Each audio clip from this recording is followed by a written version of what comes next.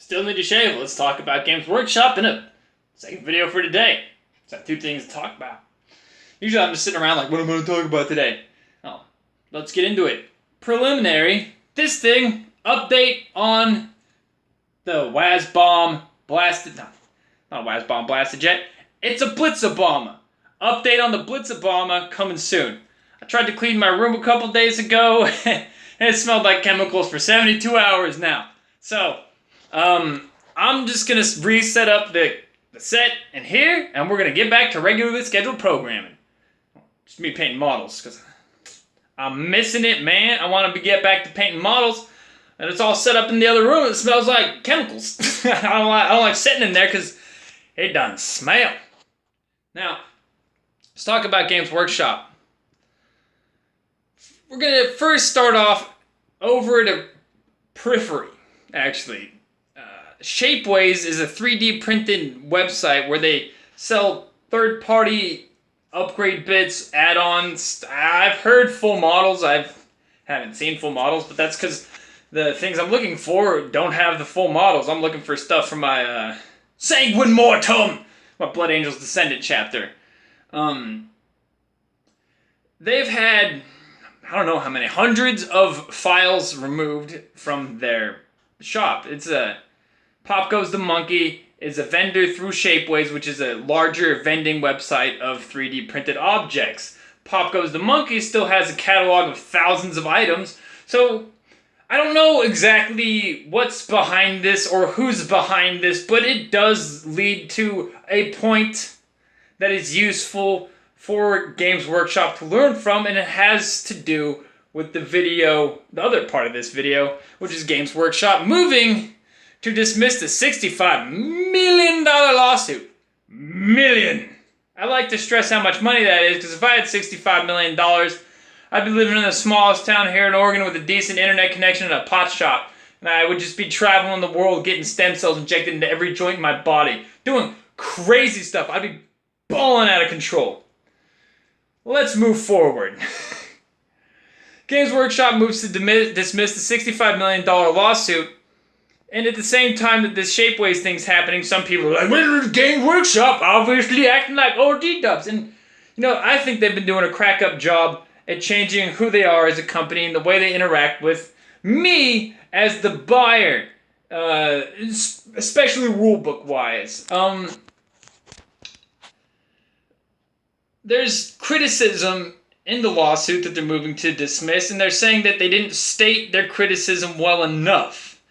And while that may be the case, and they may have legal justification to fully dismiss this lawsuit, that's not what I'm talking about. I'm talking about whenever somebody brings criticism to your door, whether it be a lawsuit, somebody tell you to go bone yourself, or somebody giving you actual constructive criticism, this presents an opportunity to move forward and become a better version of what you are. I mean, not all criticism is useful. Somebody just tells me that my teeth is gapped weird and I've got a funny eyeball. I can't really do anything about that. And it's not really criticism, it's somebody just being a jerkbag, right? Now, somebody unkindly terming ways I can improve is a completely different matter.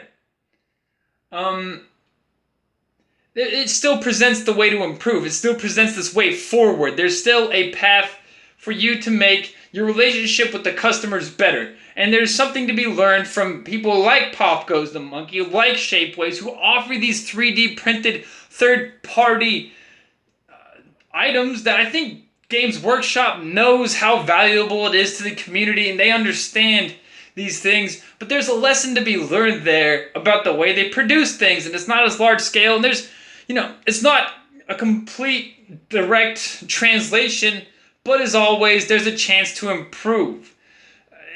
Off the top of my head, shipping, the way they handle shipping things to you. Games Workshop's shipping from their website is kind of ridiculous. I got some money, I didn't know what was happening, and I managed to not only get the main core rulebook, but I managed to be able to buy my Xenos 2 rulebook also, instead of just borrowing my buddies and make myself little data cards. So the problem with that was, whenever I bought the second book, I couldn't change my first order, so I could save $10 on shipping. In fact, I just had to eat the shipping and handling straight to my K-Cole. Now, if they had a slightly more advanced ordering system, I could have not eaten that shipping and handling charge. And that is a methodology of improvement right there. Over on eBay, I can order 10 things from somebody and they'll give me a shipping bundle. Or I order one thing and the shipping is $4 and it comes in the same quality that the Games Workshop, same package, undamaged quality as Games Workshop would have delivered. There's room for improvement in all things, and when you are brought criticism, even if they're not stating it well, it's up to you, man. Do you want to learn from it? Because there's a point here. I don't know the point exactly, because I haven't been able to read the docket fully, and I'm not Games Workshop. But I do know that constantly striving to improve who you are as a person, as a business, the way you interact with your customers as a business is a extremely valid pursuit. And it comes from all corners. And being closed-minded to these points of criticism will only lead to, well, woes further in the future.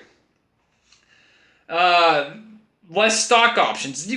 We all want money. We all want to make dollar bills. What makes dollars make sense, right? So Games Workshop has an opportunity here to get more money. They also have an opportunity to lose money. Somebody knocking on my neighbor's shit? Somebody acting weird in my neighbor's yard. So I'm going to just sum it up here. Every chance that you get to improve yourself, you are presented with a choice. Do you ignore it, or do you wash away what is useless and take what is useful?